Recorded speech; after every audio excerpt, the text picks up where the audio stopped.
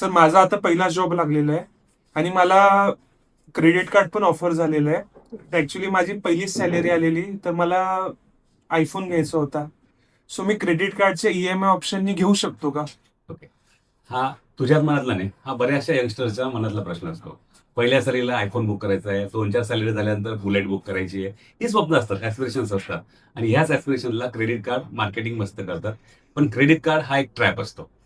Instead मी नेहमी suggest करतो की तुमची इन्व्हेस्टमेंटला अगोदर सुरुवात करा आणि कॅशमध्ये किंवा तुमच्या पूर्ण सॅलरीतनं तुमच्या स्वतःच्या सेव्हिंग्जमधून ह्या वस्तू विकत घ्या.